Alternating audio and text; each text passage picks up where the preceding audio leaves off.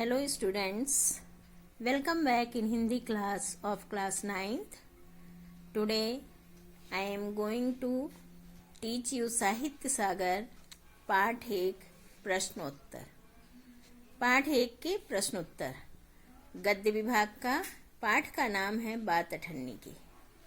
तो स्टूडेंट्स आप अपने वर्कबुक पे पेज नंबर 7 खोलिए।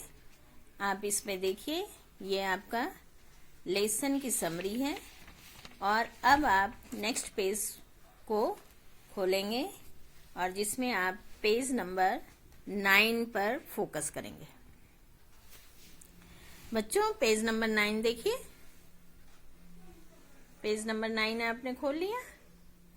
इसमें आपका संक्षिप्त प्रश्न हेडिंग है और आप देखिए प्रश्न नंबर 1, निम्नलिखित प्रश्नों के संक्षिप्त उत्तर दीजिए लिखा है। और प्रश्न नंबर 1 में पहले तो आपको एक लाइन दी जाती है, एक पंक्ति होती है, वाक्य होता है जिसको पढ़कर हमें इन प्रश्नों के उत्तर लिखने होते हैं। तो देखिए इस वाक्य को पढ़ेंगे। अगर तुम्हें कोई ज्यादा दे तो अवश्य चले जाओ, मैं तनख्वाह नहीं बढ़ाऊंगा। आइए क्वेश्चन देखते हैं। क, वक्ता कौन है, उसका परिचय दीजिए। उसने उपर्युक्त वाक्य किस संदर्भ में कहा। संदर्भ माने क्या बातचीत चल रही थी, किस बातचीत के उत्तर में उसने ऐसा कहा। आइए अब आप उत्तर देखेंगे। उपर्युक्त पंक्ति के वक्ता इंजीनियर बाबू हैं। इस पाठ के जो मुख्य पात्र हैं इंजीनियर बाबू जगत सिंह, वो इसके वक्ता हैं। तो उपर्युक्त पंक्ति के वक्ता इंजीनियर बाबू हैं। इनका नाम जगत सिंह है। ये समाज के एक सम्मानित व्यक्ति हैं जो उच्च पद पर आसीन हैं। बच्चों यहाँ सम्मानित की जगह आप प्रतिष्ठित भी लिख सकते हैं, कोई बात नहीं है, लेकिन आप ध्यान से देखिए। इनका नाम जगत सिंह है। ये समाज के एक सम्मानित व्यक्ति हैं जो उच्च पद पर आसीन हैं। उपर्युक्त वाक्य उन्होंने रसीला द्वारा वेतन बढ़ाए जाने पर की गई मांग के संदर्भ में कहा।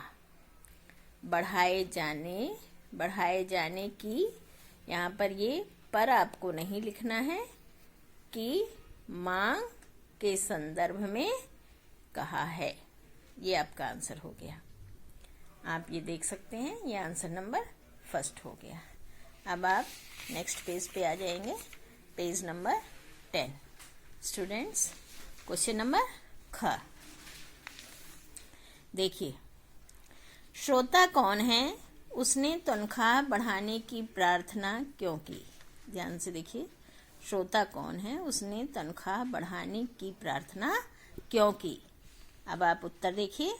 श्रोता इंजीनियर बाबू का नौकर रसीला है। उसने तनख्वाह बढ़ाने की प्रार्थना इसलिए की क्योंकि इतने पैसों में गांव में रह रहे उसके परिवार का खर्च नहीं चल पाता था। देखिए ध्यान से, श्रोता इंजीनियर बाबू का नौकर रसीला है। उसने तनख्वाह बढ़ाने की प्रार्थना इसलिए की क्योंकि इतने पैसों में गांव में रह रहे उसके परिवार का खर्च नहीं चल पाता था। ठीक है, आगे आइए। क्वेश्चन नंबर ग, वेतन न बढ़ने पर भी रसीला बाबू जगत सिंह की नौकरी क्यों नहीं छोड़ना चाहता था। ध्यान दीजिए। उत्तर, वेतन न बढ़ने पर भी रसीला बाबू जगत सिंह की नौकरी इसलिए नहीं छोड़ना चाहता था। यहाँ पे नहीं आएगा, इसलिए नहीं छोड़ना चाहता था। इस जगह पे इसलिए के बाद बच्चों यहाँ पे नहीं शब्द डाल लेंगे आप।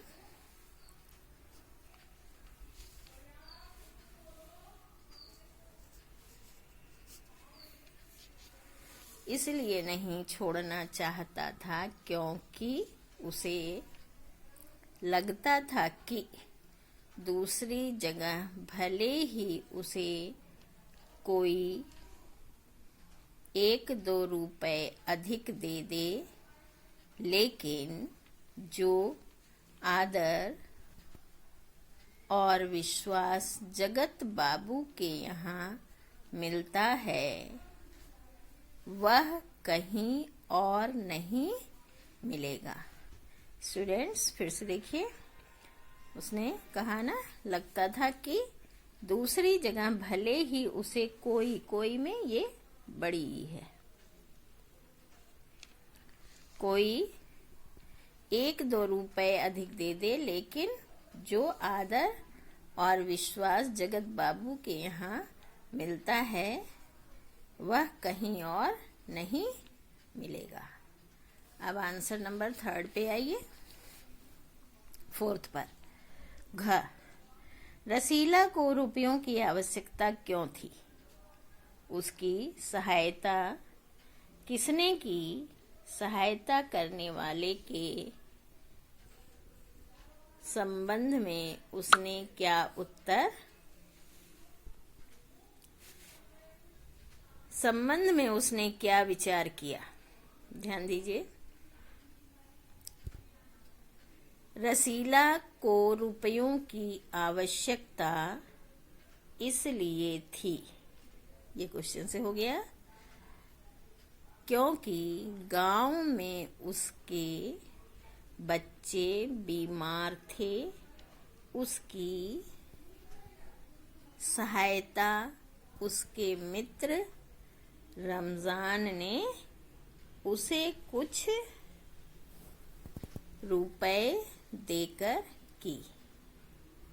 सहायता करने वाले के संबंध में उसने विचार किया कि रमजान कितना गरीब है, लेकिन वह इंसान नहीं है, देवता है। भगवान उसका भला करे, भगवान उसका भला करें। बिंदी आएगी बच्चों यहाँ पर, ठीक है। स्टूडेंट्स, अब हम पेज नंबर 11 पे आ गए। क्वेश्चन नंबर 2, ध्यान दीजिए। बाबू साहब की मैंने इतनी सेवा की, पर दुख में उन्हें साथ नहीं दिया। दुख देखिए का, बाबू साहब कौन थे, उनका परिचय दीजिए। उत्तर देखिए, बाबू साहब एक इंजीनियर हैं जिनका नाम जगत सिंह है। बाबू साहब एक इंजीनियर हैं जिनका नाम जगत सिंह है। रसीला इनका यहाँ एक नौकर है। बच्चों ये इनका नहीं, उनके यहाँ, इनके, अदरवाइज आप इनके कर दो, ठीक है। रसीला इनके यहाँ एक नौकर की तरह काम करता है। इंजीनियर साहब समाज के एक प्रतिष्ठित व्यक्ति हैं। इनका स्वभाव बहुत ही उग्र है। इनके अंदर दयालुता का अभाव है। ध्यान से देखिए, बाबू साहब एक इंजीनियर हैं जिनका नाम जगत सिंह है। रसीला इनके यहाँ एक नौकर की तरह काम करता है। इंजीनियर साहब समाज के एक प्रतिष्ठित व्यक्ति हैं। इनका स्वभाव बहुत ही उग्र है। इनके अंदर दयालुता का अभाव है। ठीक है बच्चों, अब आंसर नंबर ख पे आइए। सेकंड का ख देखिए, वक्ता को कितना वेतन मिलता था, उसमें उसका गुजारा क्यों नहीं हो पाता था। वक्ता को 10 रुपए वेतन मिलता था, उसमें उसका गुजारा इसलिए नहीं चल पाता था क्योंकि गांव में उसके बूढ़े माता पिता, बच्चों माता नहीं आएगा, खाली पिता थे उसके, ये नहीं लिखना, आप इसे कट कर दो। पिता, पत्नी और बच्चे भी थे जिनका भार उसी के कंधों पर था। यहाँ बच्चे के आगे आप और तीन बच्चे थे ना उसके, यहाँ 3 नंबर डाल दीजिए आप, स्पेस नहीं है इसलिए। और 3 बच्चे भी थे जिनका भार उसी के कंधों पर था। आइए अब नेक्स्ट क्वेश्चन। बाबू साहब द्वारा वक्ता का वेतन न बढ़ाए जाने पर भी वह कहीं और नौकरी क्यों नहीं करना चाहता था। बाबू साहब द्वारा वक्ता का वेतन न बढ़ाए जाने पर भी वह कहीं और नौकरी क्यों नहीं करना चाहता था। आइए उत्तर देखते हैं। बाबू साहब द्वारा वक्ता का वेतन न बढ़ाए जाने पर भी वह कहीं और नौकरी इसलिए नहीं करना चाहता था क्योंकि उसे लगता था कि दूसरी जगह भले ही उसे कोई 1-2 रुपए अधिक दे दे, लेकिन जो आदर और विश्वास जगत बाबू के यहाँ मिलता है वह कहीं और नहीं मिलेगा। ठीक है, अब आप नेक्स्ट पेज पर आएंगे।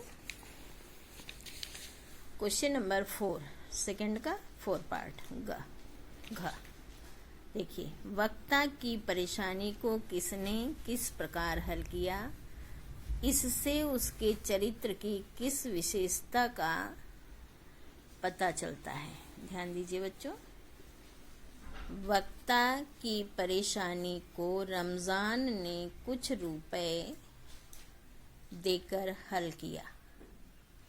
इससे उसके चरित्र की इस विशेषता का पता चलता है कि उसके अंदर सहयोग व दयालुता की भावना विद्यमान है।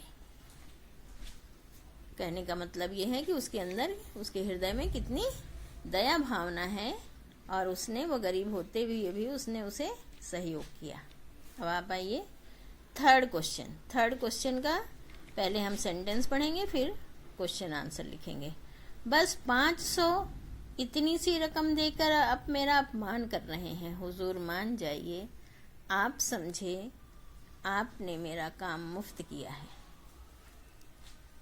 प्रश्न नंबर का, वक्ता और श्रोता कौन कौन है, उनके कथन का संदर्भ स्पष्ट कीजिए। वक्ता इंजीनियर जगत सिंह हैं और श्रोता रिश्वत देने वाले एक व्यक्ति हैं। उनके कथन का संदर्भ है कि काम के अनुसार यह 500 रुपए की रकम बहुत कम प्रतीत हो रही थी, जिसे इंजीनियर बाबू, यहाँ पे ये बिंदी की जरूरत नहीं है बच्चों, इंजीनियर बाबू अपना अपमान समझ रहे थे, जिसे इंजीनियर बाबू अपना अपमान समझ रहे थे। अब आगे देखिए, ख में देखिए बच्चों, रसीला उनकी बातचीत को सुनकर क्या समझ गया और क्या सोचने लगा। देखिए, रसीला, उत्तर देखिए, रसीला उनकी बातचीत को सुनकर यह समझ गया कि अंदर रिश्वत ली जा रही है। वह यह सोचने लगा कि रुपए कमाने का यह सबसे आसान तरीका है।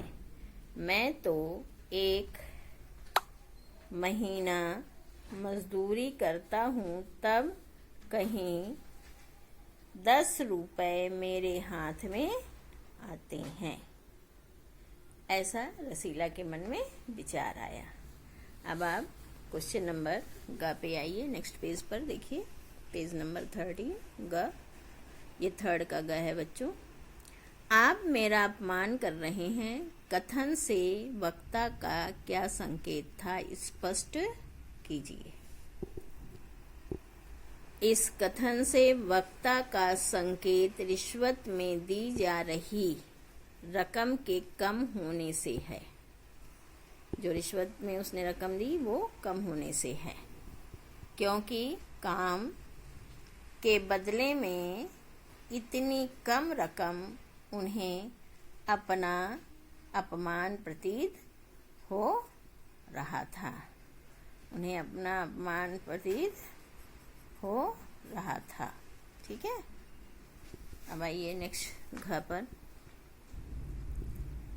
उपर्युक्त पंक्तियों में समाज में व्याप्त किस बुराई की ओर संकेत किया गया है? इस बुराई का समाज पर क्या प्रभाव पड़ता है? उपर्युक्त पंक्तियों में रिश्वतखोरी जैसी बुराई की ओर संकेत किया गया है। इस बुराई का समाज पर यह प्रभाव पड़ता है कि सरकारी, यहाँ पे बच्चों की आ जाना चाहिए छोटी की मात्रा, कि सरकारी पदों पर आसीन होने के बाद भी लोग व्यक्तिगत रुपयों से पैसा कमाते हैं, जिसकी वजह से गरीब लोग परेशानी का सामना करते हैं। गरीब लोग परेशानी का सामना करते हैं। ठीक है बच्चों, अब आप नेक्स्ट क्वेश्चन पे आएंगे, क्वेश्चन नंबर 4। देखिए घ, ये तो हमने आपको करा दिया। अब क्वेश्चन नंबर हम 4 पर आएंगे। 4 देखिए, 4 का बस इतनी सी बात, हमारे शेख साहब तो इसके भी गुरु हैं।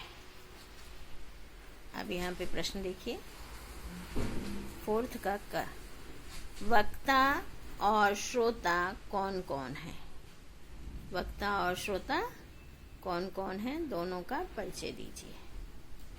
इस पंक्ति में वक्ता रमजान है और श्रोता रसीला है। रमजान शेख सलीमुद्दीन के यहाँ चौकीदार है, जो स्वभाव से बहुत ही दयालु व उदार हृदय वाला है। रसीला इंजीनियर बाबू के यहाँ नौकर है। वह बहुत ही ईमानदार तथा परिश्रमी है। अब आप पेज नंबर 14 पे आ जाइए। देखिए बच्चों, क्वेश्चन नंबर ख, किसका? फोर्थ का ख। बस इतनी सी बात, पंक्ति का व्यंग स्पष्ट कीजिए। प्रस्तुत पंक्ति में यह व्यंग किया गया है, ध्यान दीजिए, प्रस्तुत पंक्ति में यह व्यंग किया गया है कि शेख सलीमुद्दीन भी रिश्वत लेने में कुछ कम नहीं है। अर्थात शेख सलीमुद्दीन भी रिश्वत लेने में कुछ कम नहीं है। इस पंक्ति के माध्यम से लेने में कुछ कम नहीं है। इस पंक्ति के माध्यम से लेखक समाज में फैली भ्रष्टाचार रूपी बुराई को भी उजागर करता है। ठीक है, अब आइए आंसर नंबर ग पर। देखिए बच्चों, आंसर नंबर ग को देखिए।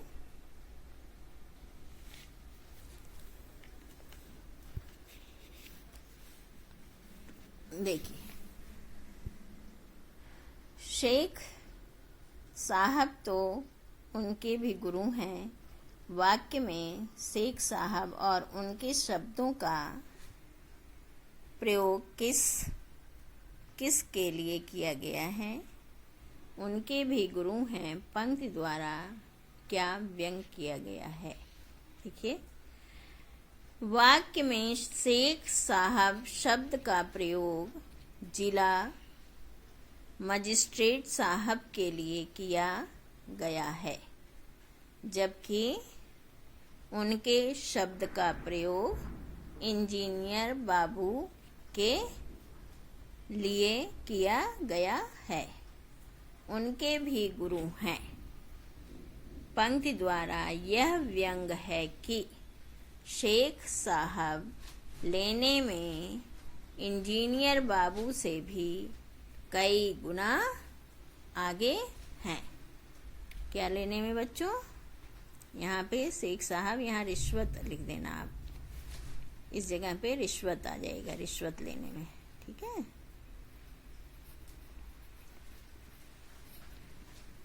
अब आप आइए क्वेश्चन नंबर घ। वक्ता ने शेख साहब के संदर्भ में श्रोता से अपनी व्यवस्था के संबंध में क्या क्या कहा? वक्ता ने शेख साहब के संदर्भ में श्रोता से अपनी व्यवस्था के संबंध में यह कहा कि पता नहीं ईश्वर इन्हें इनके गुनाह की सजा देंगे भी या नहीं, पर ऐसी ही कमाई से कोठियों में रहते हैं और एक हम हैं कि परिश्रम करने पर भी हाथ में कुछ नहीं रहता।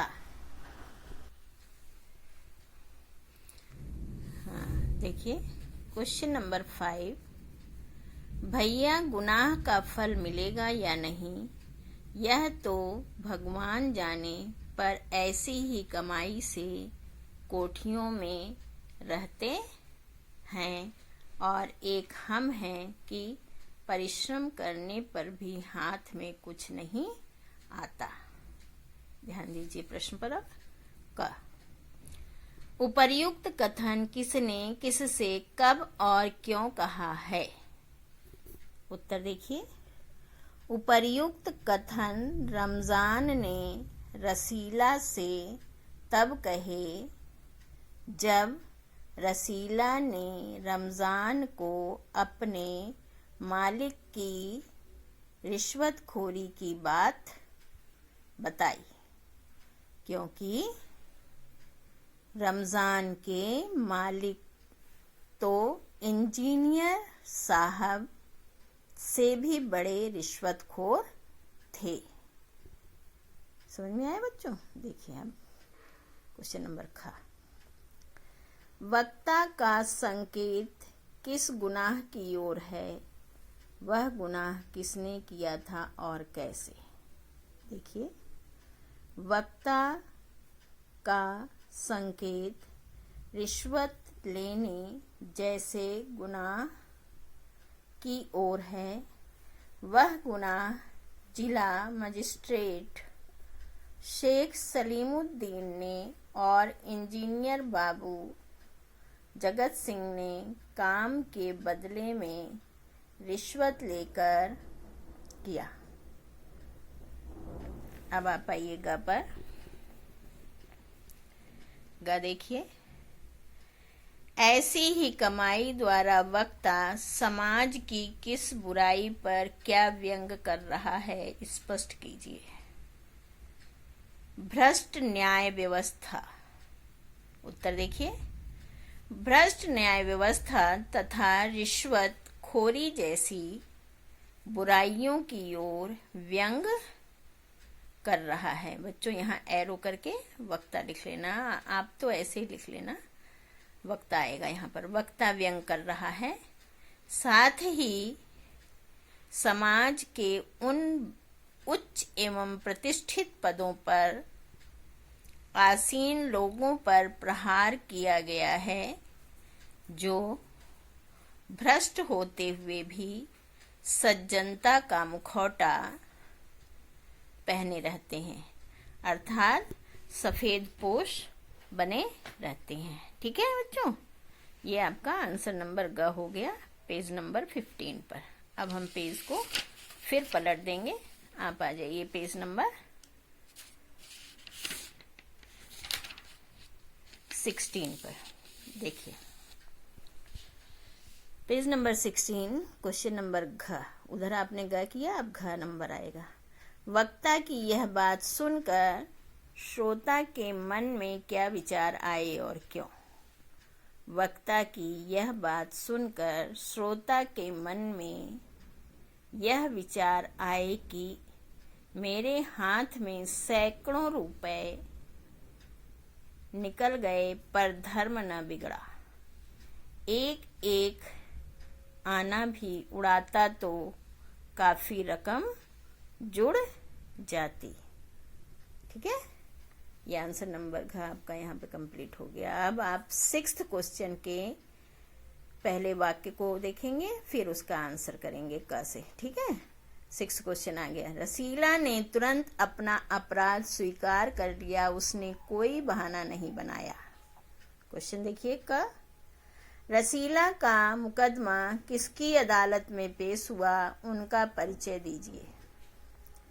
रसीला का मुकदमा शेख सलीमुद्दीन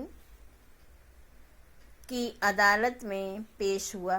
शेख सलीमुद्दीन जिला मजिस्ट्रेट थे जो बहुत बड़े रिश्वतखोर थे, यहाँ तक कि वह न्याय के मामले में भी अपने विवेक का प्रयोग नहीं करते थे। अब आइए आप ख पर। रसीला का क्या अपराध था, उसने उसे तुरंत स्वीकार कर लिया।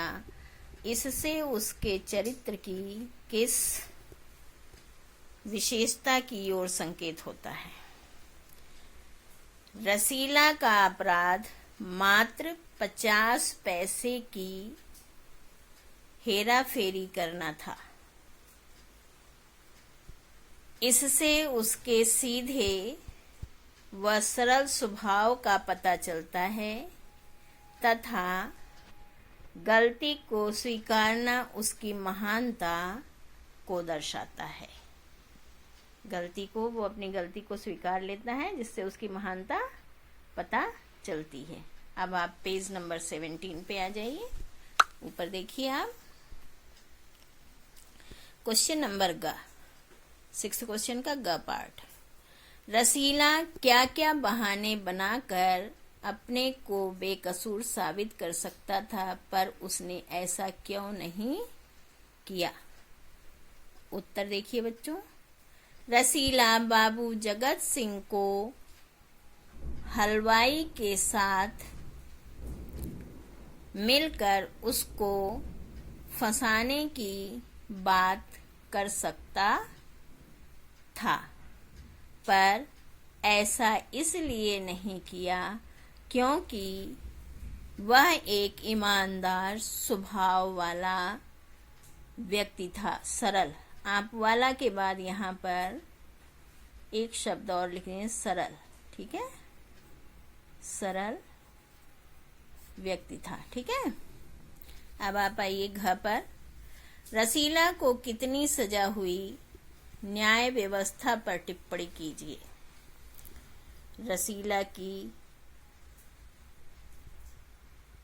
रसीला को, यहाँ पे को होगा बच्चों, 6 महीने की सजा हुई।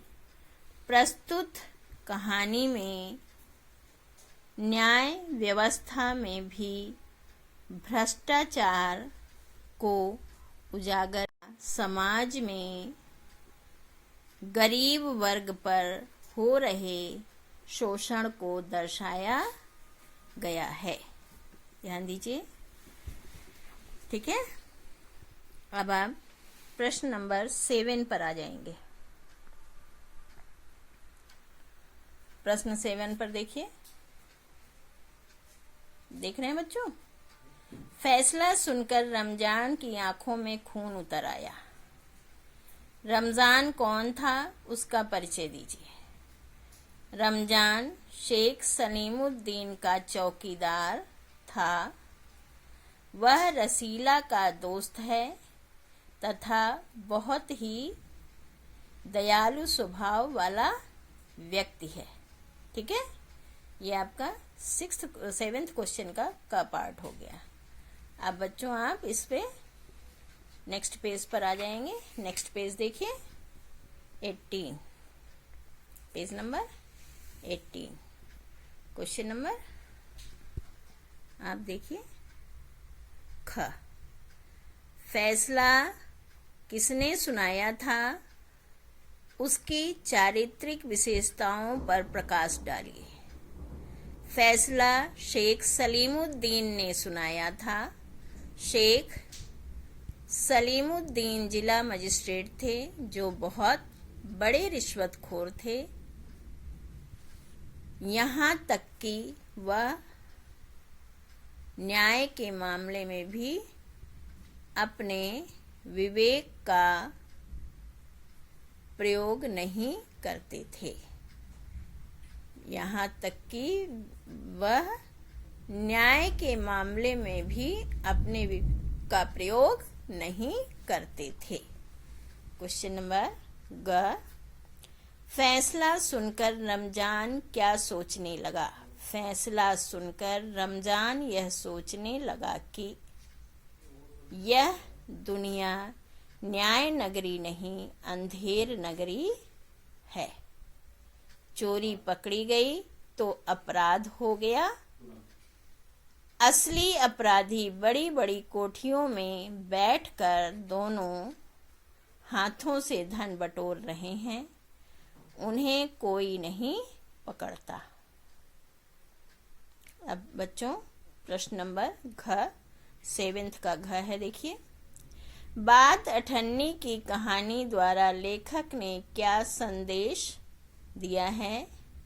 इस कहानी के माध्यम से लेखक ने यह संदेश दिया है कि समाज में जो गरीब और बेकसूर लोगों का शोषण होता है वह पूर्ण रूप से अनैतिक एवं अन्यायपूर्ण है। लेखक के अनुसार न्याय के समय अमीर और गरीब में कोई भेदभाव नहीं होना चाहिए। आगे देखिए, बल्कि पूर्ण रूप से निष्पक्ष होना चाहिए। कहने का तात्पर्य है, लेखक का कहना यह है कि न्याय के समय अमीर और गरीब में कोई भेदभाव नहीं होना चाहिए, बल्कि पूर्ण रूप से निष्पक्ष न्याय होना चाहिए। निष्पक्ष न्याय होना चाहिए। यहाँ पे आप न्याय लिख सकते हैं। इस प्रकार बच्चों आपका ये चैप्टर नंबर फर्स्ट बात अठन्नी की ये लेसन देखिए, ये लेसन आपका है जो अभी हमने प्रश्न उत्तर कराए हैं। ये लेसन कंप्लीट हो गया है। अब आप इसे अपनी कॉपी में कंप्लीट कर लेंगे। फिर हम आपको नेक्स्ट वीक लेसन नंबर 2 काकी के प्रश्न उत्तर कराएंगे। धन्यवाद।